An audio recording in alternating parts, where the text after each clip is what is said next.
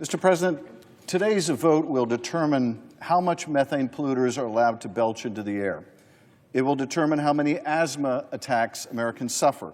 It will determine how many Americans will die because we relax the standards on how much methane oil and gas companies are allowed to leak into the air that we breathe. On July 31st of this year, the EPA decided to delay the enforcement of the agency's own standards for methane pollution from oil and gas companies. For those who aren't aware, methane is a super pollutant. When it comes to making our air dirtier or contributing to climate change, it is 80 times worse than carbon dioxide. EPA itself estimates that their new rule, or more accurately, their new license to pollute, will pump 3.8 million tons of methane into our air, about the same amount as if we put 66 million more cars on the road. It's really staggering when you think of it.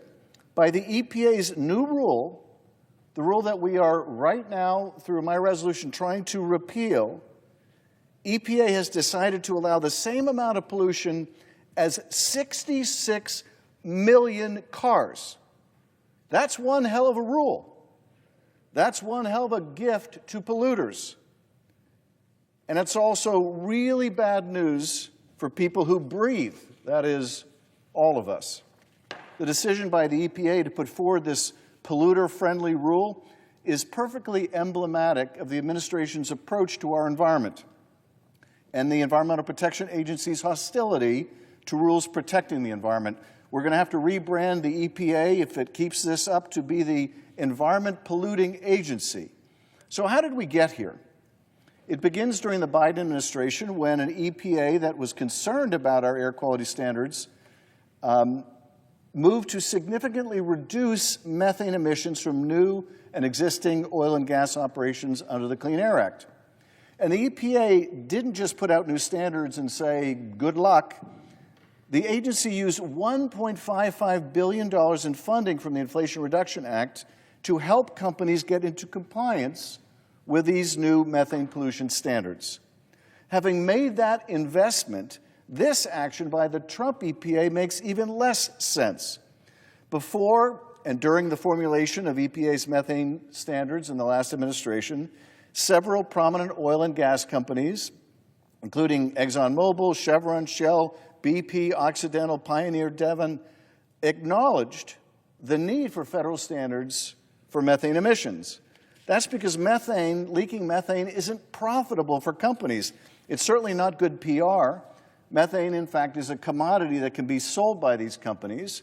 Leaked methane represents billions of dollars in lost profits for the oil and gas industry, because methane is the main ingredient in natural gas. By halting our nation's methane standards, the Trump EPA will help the worst polluters, those who don't want to bother to control methane leaks and who therefore waste the very same energy resources that the Trump administration claims it wants to produce. What's more, companies already know how to stop methane leaks, and both the private and public sector have gotten really good at detecting leaks with advanced technology like satellite imagery. I'm very proud that California has been a national leader in using satellite imagery to protect the environment. In the face of federal environmental retreat, California launched its own satellite in March of this year to help detect and help stop methane leaks. And just this year, California has used that methane tracking satellite to close 10 large methane leaks. And I congratulate Governor Newsom for his innovative leadership on this. Many companies don't just acknowledge there should be a standard. They're already complying with the new standard and have been for almost an entire year. So to summarize, the Biden EPA promulgates new limits on methane emissions, provides $1.5 billion for companies to adapt to the new rules. Many major oil companies do adapt, and now the Trump administration wants to repeal these rules and let the oil and gas industry go back to polluting like they did in the not so good old days. It makes no sense. It makes no sense, that is, unless your real agenda is to attack climate science, to give industry free rein to pollute our air, and to pay back an industry that President Trump promised to reward if they gave $1 billion to his presidential campaign. Because EPA concluded 16 years ago that the agency legally had no choice but to regulate greenhouse gas pollution, because this pollution endangers the public health and the welfare of the American people. So let me say that again. EPA's own scientists closed the case on this 16 years ago. But this administration is obsessed with reversing the progress we have made and taking the country backwards. And this isn't just about greenhouse pollution, which fuels wildfires, supercharges hurricanes, floods communities, and kills crops that feed us. Cancer-causing benzene and volatile chemical compounds that form smog and choke our air are emitted alongside leaked methane pollution. If we all vote today for this resolution and restore EPA's smart methane standards, then we'll be voting to avoid up to 100,000 asthma attacks and to prevent premature deaths of Americans across the country. In addition to all the health and environmental concerns with the rule we're trying to repeal today, President Trump and Administrator Zeldin's EPA also failed to issue this rule in compliance with the law.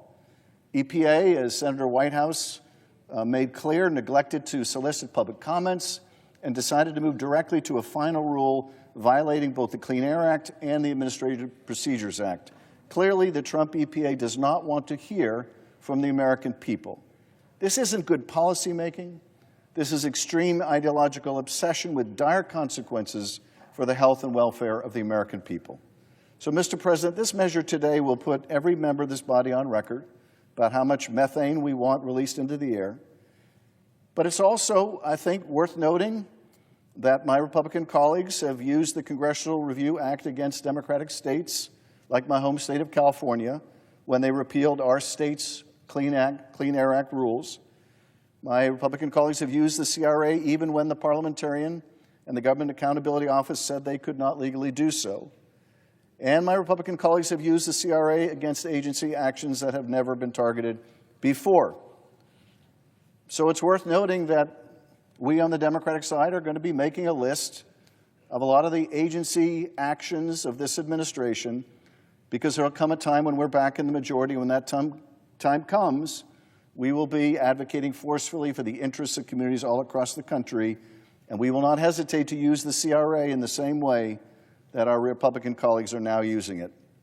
But instead of making America pollute again, we will make our air clean again, and we will make our water clean again. I urge senators to vote yes and to continue the fight against dangerous and wasteful emissions of methane into our air.